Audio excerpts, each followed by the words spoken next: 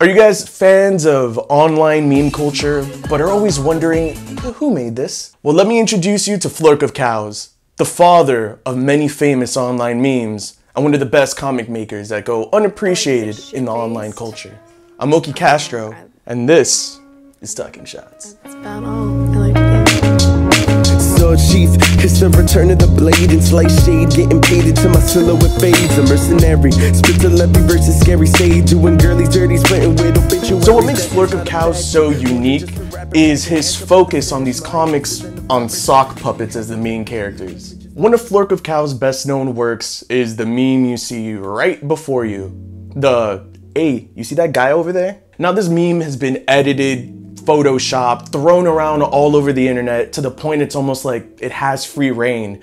You could literally apply it to almost anything and just change a few words. It's so versatile, it's almost its own demise. Now the really bad thing about it is Flork of Cows doesn't really get the appreciation he deserves for it.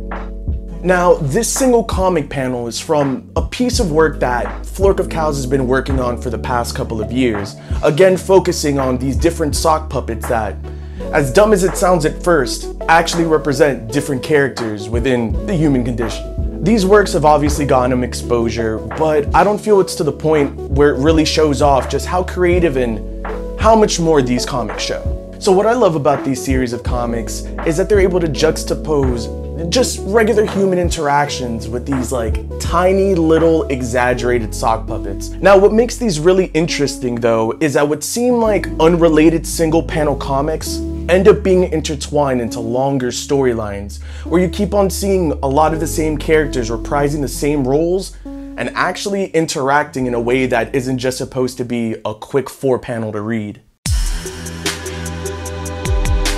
I didn't fuck that up, that's actually what it's called, Taco Bell. Yeah, like with a G, Togo. All right, now get your little asses strapped in. We're about to do the fucking best short story reading ever that I could probably do. Now, the Taco Bell saga is about our nameless main character who, again and again, tries to get his clone of his little brother, Taco Bell. Don't lose me here. Even early on within the story, you're told that the clone that you're trying to get Taco Bell for is the 7th clone of the original brother. And then you start adding up the numbers and realizing that every other random character fits the numbers of these other missing brothers. Except for one, the most important, the mother, who they've been trying to call and contact from the moment that all this random shit started happening. Because I don't know about you, but if I'm like a 16-year-old nameless sock puppet and I'm trying to get Taco Bell for my little brother and it's not working out, I'm probably calling my mom. The role that the mother plays is that she's actually the 6th clone, the one right before the one that you're actually introduced to at the absolute first panel of the comic. And she's trying to create this ritual to make the main character happy, because again, these are all just realizations that help him get through this pain and struggle.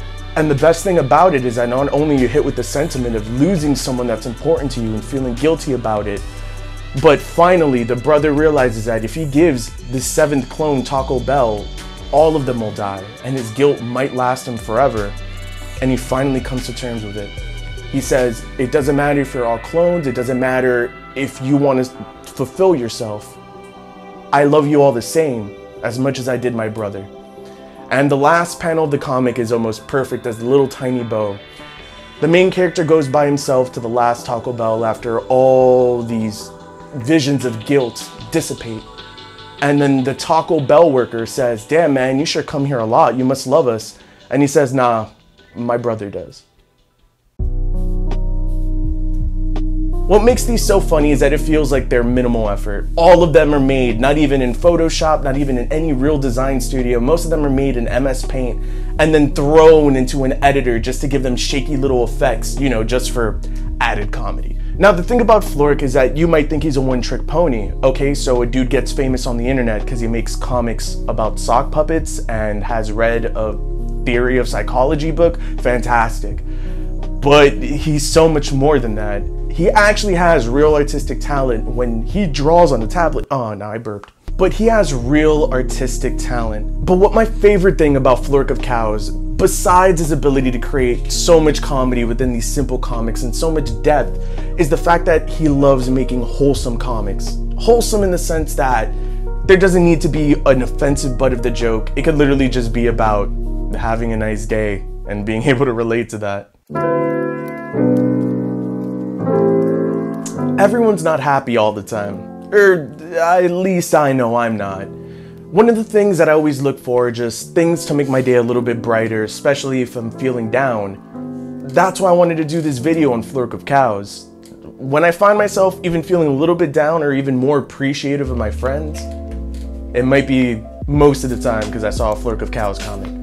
Or I just feel like, loving people, but I don't know, I'm weird like that, I guess. Regardless, we look for something to break that negativity. And Flork of Cows does it to me through wholesomeness and just a little bit of natural comedy that anyone needs to have throughout their day. So why did I choose Flork of Cows, some random internet artist who made one meme that happened to pop off the ground? It's because he has talent. And if anything, he's made me and my friends smile. So I wanted to send a special shout outs to Flork of Cows, who's been an absolute sweetheart when it comes to working, especially on this video and even giving us permission to use his work. And I couldn't be happier to show you guys one of my favorite artists on the internet in general. Now, are there any artists in particular that you think I should check out, or even any comics or memes that you think are worthy of the Talking Shots treatment? Then comment below, and remember to like and share so your friends could check it out too. And remember to follow us on Twitter, Instagram, and YouTube, where we have a lot of big projects coming in the future. Now I'm Wilkye Castro, and this is Talking Shots.